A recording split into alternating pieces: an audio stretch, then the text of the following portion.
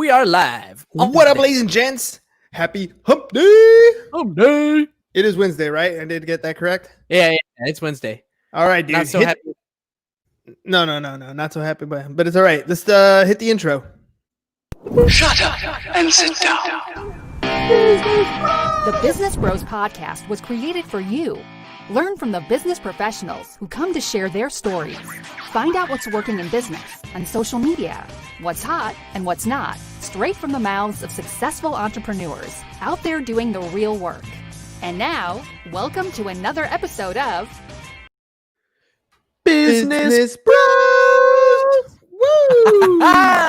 Dude, Here we go. it's been one Ready to drop some fire? crazy Wednesday. Oh, we could drop fire, but has it just been like this? It just feels like Dude. this all day because you just walked in from a shopping trip and you're like, whoo! dude, it's been meeting after meeting after meeting today, and I didn't, some of them weren't even planned, some of them were planned, and dude, it's been nuts, but it's good nuts. Like it's been Good nuts. I like good nuts. good nuts, like the honey roasted kind, I guess. The honey, yeah. Cashews and almonds. Yeah. Actually, dude, there's these can of nuts at Costco. They come in this green can, and they're like, I don't know, they're like $13 for this green can. But dude, for lack of saying it weird, Those are the ones? For lack of saying it weird on a public medium, those are my favorite nuts.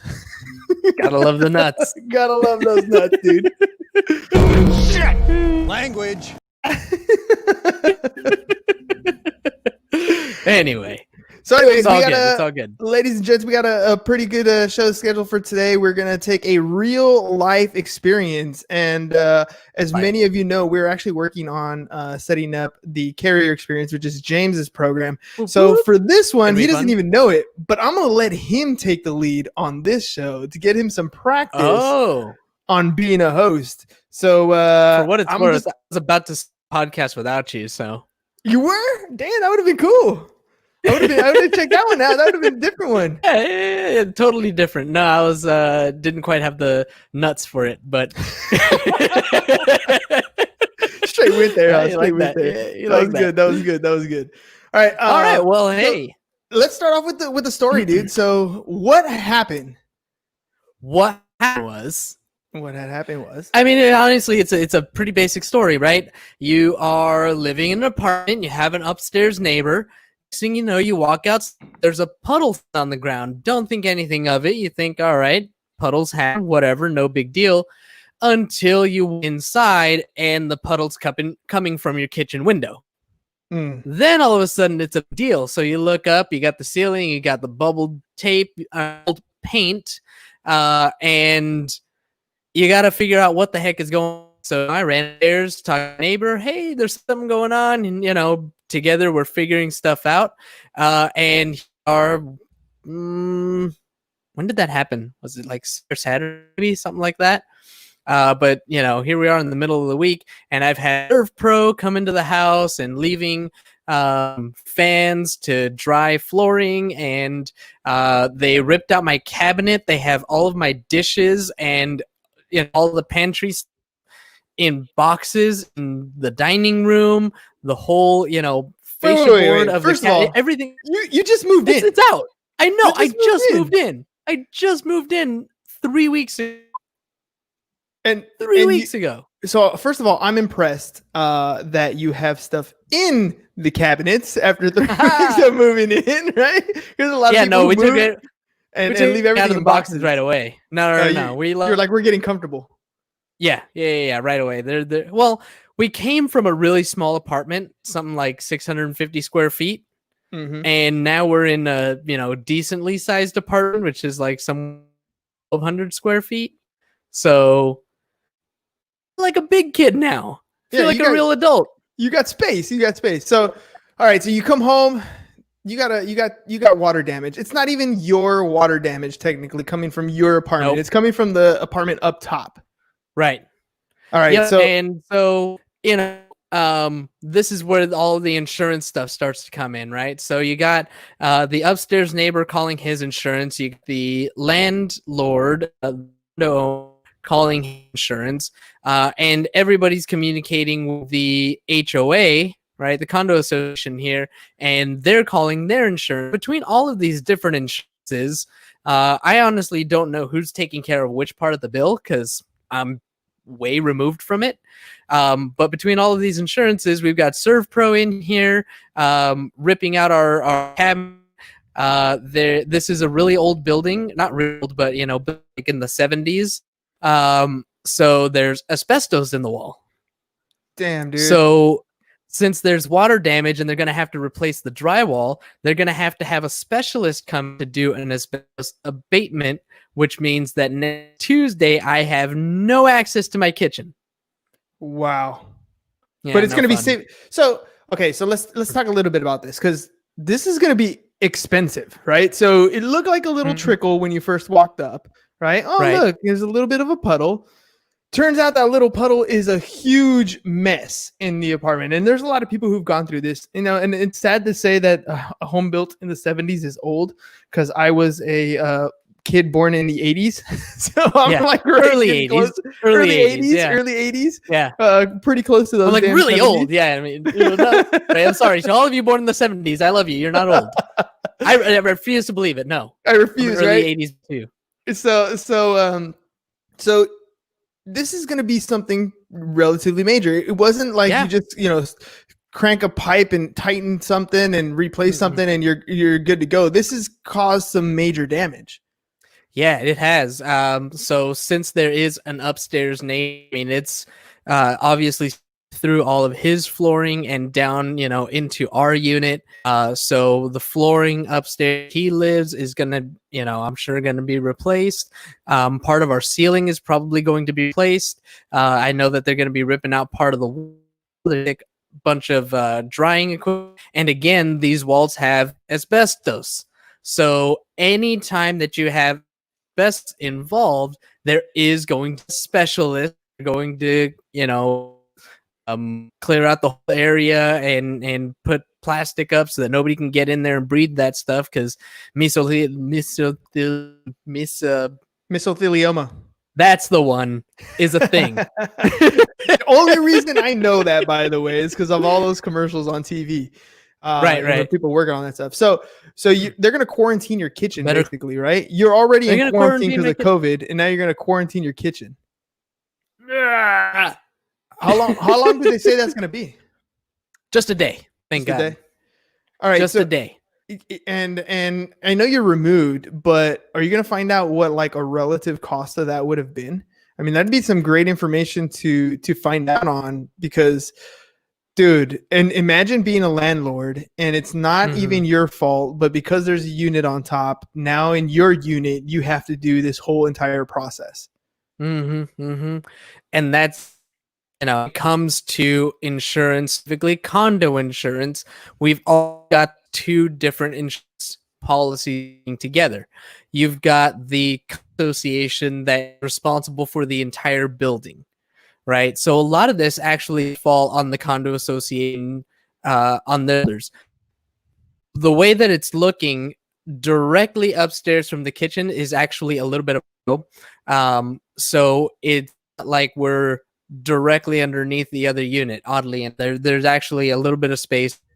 The unit above us is back a bit. So the condo association is responsible for everything that is not within these four walls. If this entire unit was to get, let's say there was a fire in here like that, this entire unit gets destroyed, they're going to take care of just the outermost four walls. They're going to back, but and that wall right that you see, that goes straight outside. So that wall will be there. This one over here on this is just my closet. That wall, it's going to be four big walls, is just the unit. And a unit owner, my landlord, is responsible for everything within these walls. So we're talking about all of the flooring, the partitions to separate the bedrooms and the hall and the bathrooms. Time you get a new bath, you got to put a new toilet and tub and plumbing that goes to that, the sink. All of these things are what's included, what is covered by the unit owner's insurance, not the condo association. Condo association is only the outer walls. Dude, this is quite the expensive rehab. So with Yeah, this, it can because be the for damage is inside, that means the insurance policies that you guys have, both the tenant upstairs and the tenant downstairs, those are the two people who are going to, those are the two policies that are going to be in play for the damage on the inside. If it has damage to the outside of the wall, then the condo association's insurance company is also going to be brought in. And now you're going to have 3 insurance carriers working out the cost of each individual piece. Is that right?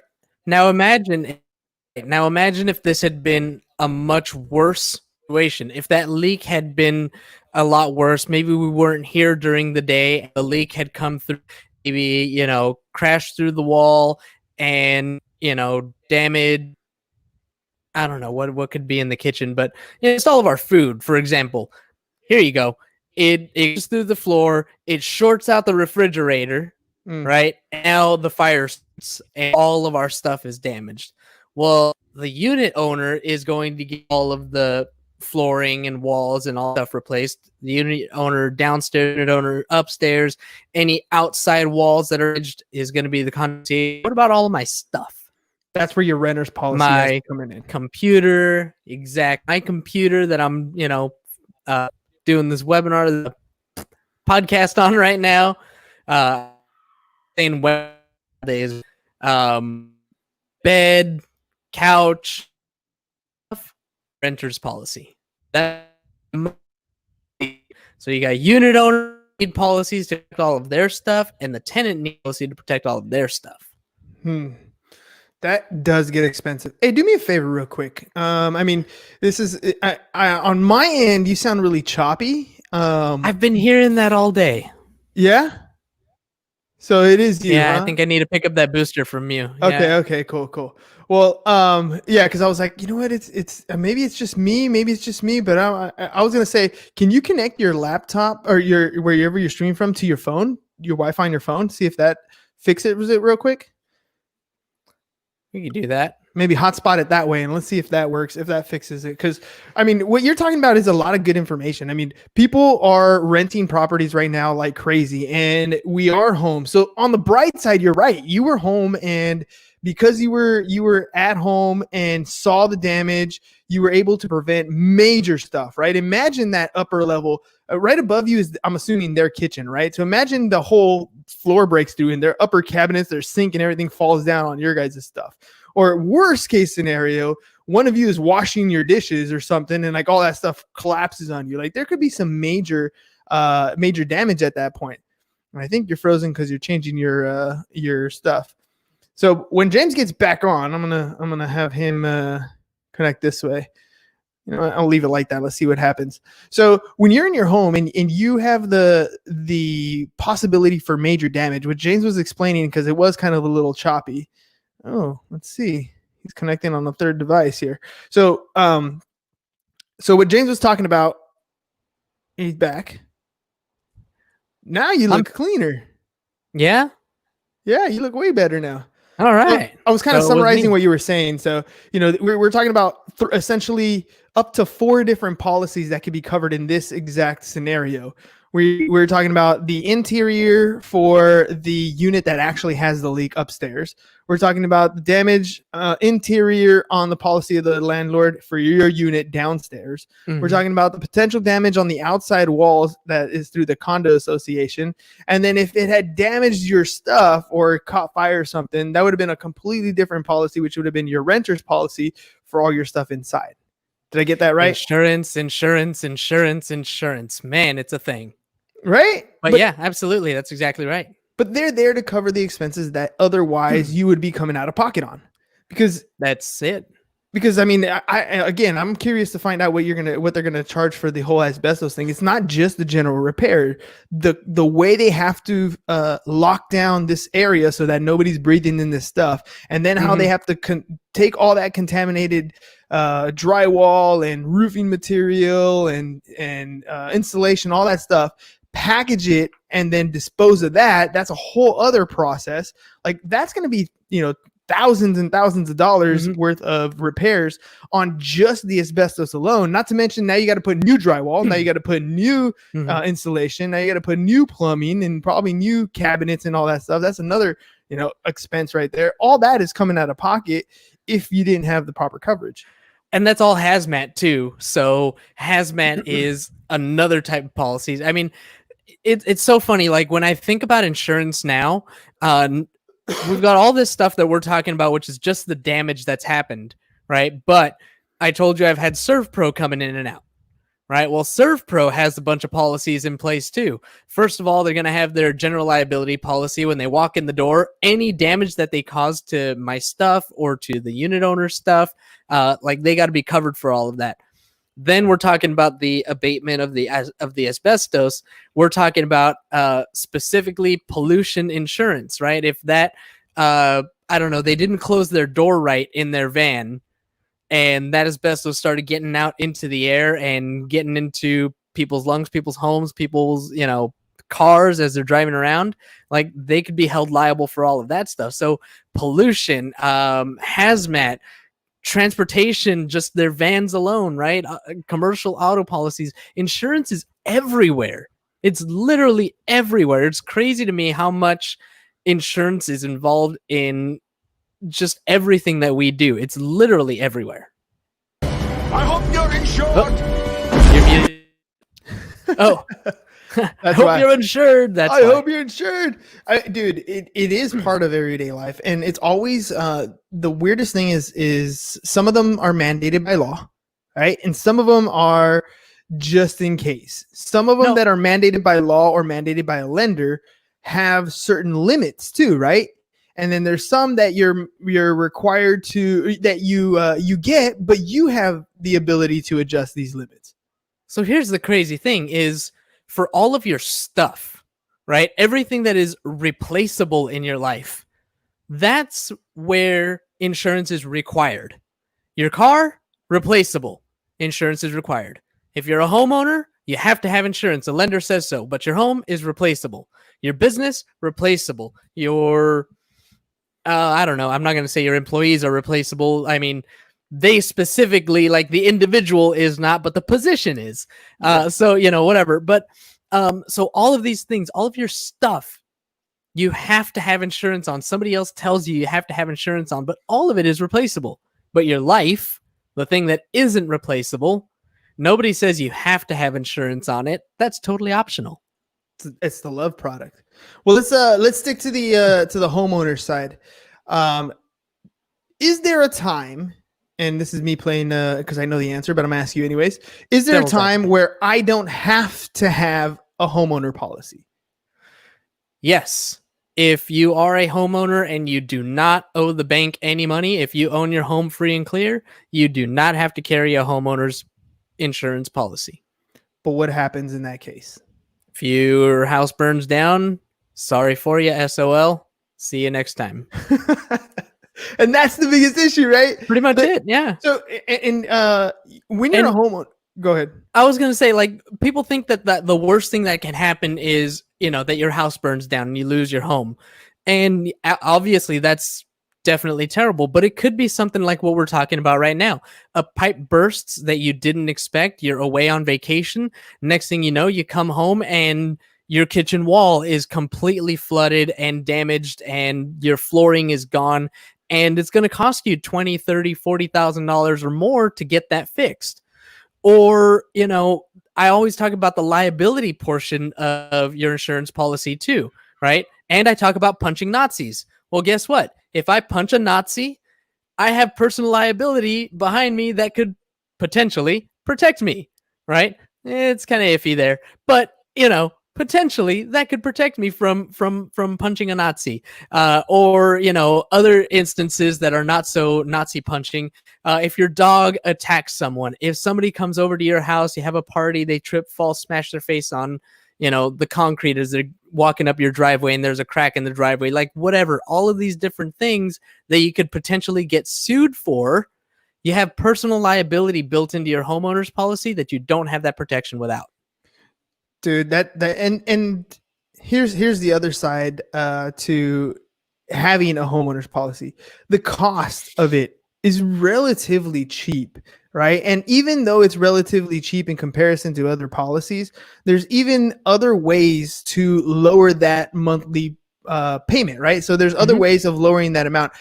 And the thing that I think most people don't understand is that your homeowner's policy is usually not put on a month-to-month payment. It's usually paid once a year or once every 6 months, depending on the length of the policy. The reason why we pay it month to month is because we pay a monthly mortgage payment, and that mortgage payment collects a portion of that of your total payment, puts it aside in an escrow account, and then when your insurance policy becomes due, that is when the escrow company actually takes the money out of that account, pays the insurance carrier for your policy, and then you're good up. And then as you continue to pay, they're reaccumulating those funds over time. But it's actually not a month to month payment. This is a 1 year annual or 6 month payment. And if you own your home free and clear, you still have to make sure that you pay that every year. Just like property taxes, those are the two things that actually do not go away. Even if you own your home free and clear, you will still pay your property taxes every year, just like you'll pay your insurance policy. But there are ways to lower that premium, right?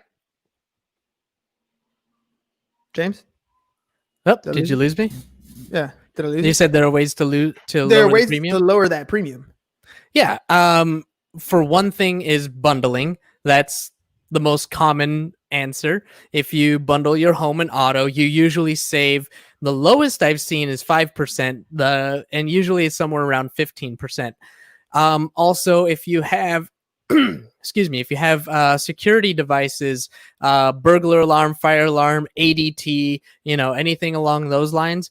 And one of the newest things that have been coming up, one of the most common types of losses that insurance companies have seen, water losses. Exactly what's happening to me right now is what insurance companies are seeing over and over and over and over and over and over again. So these water losses are pretty significant. And so there are devices that you can put on your water meter that will track if you have a leak. It will alert you if it's noticing, hey, it's midnight or whatever, and water's running and it shouldn't be. You mean our houses are getting smarter? Our houses are getting smarter. So it's this water leak detection systems that you can actually install right onto your water meter. And with these additional devices, you can get discounts on your homeowner's insurance. Because they're tracking things, right? And we're able to limit limit the losses. It's like anything else in business. We want to become as efficient as possible. If there's something that insurance companies are great at, it's actuary tables and calculation probability of risk, because they want to know, if I'm going to insure you, what is the probability that I'm going to pay out for every dollar that we're collecting? How much of this money do we have to pay back in claims? And so they're trying to limit that as much as they can. That's why Flow has that little thing, and Nationwide, I think, has the one too, where you plug it into your car and it monitors how fast you're driving, it monitors how many miles you're driving, it monitors when you're driving, so that it can take that data back to the insurance company. And if you're a less riskier driver, you're going to get a better premium. If you're driving less miles, you're going to get a better premium. Yep. Well, it's the same type of thing right here. If the insurance companies know how your house is functioning, where the risks are, then they can lower your premium because they know how to mitigate that risk. That's exactly right. That's exactly right. That's the whole thing, is all about mitigating risk, or managing risk is more appropriate.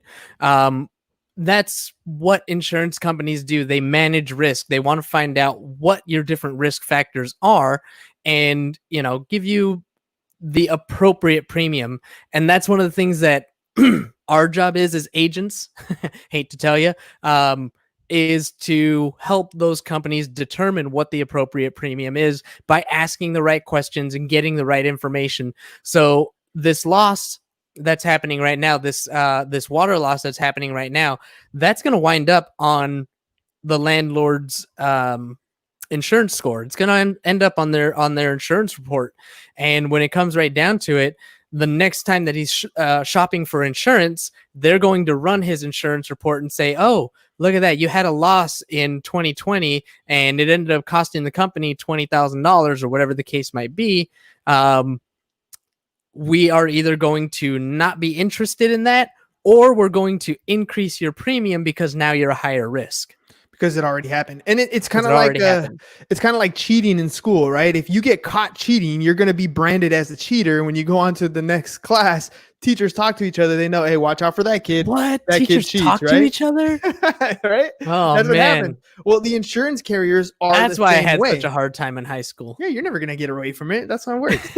The insurance companies work the same way. They talk to each other. They're competitors, yes, right? They do have their own products and services. They are for profit in the businesses that they operate, but they do have databases that they work together on to understand what's going on. Because a loss to one insurance agency does, if they keep it to themselves and you were able to go shop another company and pretend like that didn't happen, the insurance companies would lose, and they're not trying to be in the business of losing money. So they share information. When you become when it becomes something, it's kind of like your Carfax report, right? When something happens and there's an insurance claim on that vehicle now has a history of being in an accident, now has a history of whatever the damage was. When you take it to the repair shop and they do the report on it, and it's damages, I think over $500 or something like that, it gets reported and it becomes part of that thing's history. It's like your report card, and it follows you wherever you go. Well, that property follows that property wherever it goes, right? And so the property follows the insured, both. Because here's the flip side of that, right? You might think, you know what? Anytime something happens, I'm calling the insurance company. I'm getting it done through them because they're going to pay for it. And there's a lot of people who use insurance in that way, right? Where they get some damage happens and they go and they report it. And it might not have been, maybe the damage is, $1,500 and their deductible is $1,000, but they're going to file the claim anyways. Well, I mean, good for you for getting that money, that extra $500 back. But at the same time, this is where your payment starts to become in play. This is where your history of filing claims comes into play. You get known by the insurance companies as that kind of guy or that kind of gal that files claims. And when you come, next time you go to renew and you're wondering why your insurance premium jumped so high, well, it's because of the claims. And then you go shop another guy and you try to hide it, and they pull a loss runs or whatever what are they called? Reports. Reports, right? And they see the history. They're going to quote you around the same price, and you're going to wonder how that thing follows you. It's because these types of insurance carriers in general, they report that stuff and they keep track because they want to know, right? They absolutely do. Know. So it's very much like you called it the report card. It's similar to your Carfax, also similar to your credit score. Right? You have a credit score that follows you everywhere you go. You go to Wells Fargo, they're going to pull your credit. You go to Bank of America, they're going to pull your credit. You go to Cabbage, they're going to pull your credit, right? All of these different banks are going to pull your credit. And these insurance companies are all doing the same thing because they want to know, what kind of person am I insuring? So if you've got roadside assistance and you use it 5 times a year, 6 times a year, guess what? We're going to see that. And we know that you're a person that uses, the roadside assistance or whatever other stuff. And it costs the insurance company money every time that they do that. And they're going to, it just raises red flags. Now, we're not saying don't use your insurance. By all means, when something happens, use your insurance. Just understand the consequences of what happens every time you do. So when something major like what James is going through now, where it's going to cost, $20,000 to get this stuff renovated, that's definitely something you want to have your insurance. That's the whole purpose of having insurance, is to make sure that you mitigate your loss over time with this, right? You've been paying a premium, so you want to make sure that you use it when you use it. Just understand the consequences of that sort of thing. And over time, as you go the next year and there's no claim, and the year after that, there's no claim, and the year after that, there's no claim. Like it rubs off over time too. But everybody in the insurance industry wants to see the habits that we have. Habitually, are we sticking to what we do, or are we the type of person who costs more than we gain? Right? That's really what it comes down to.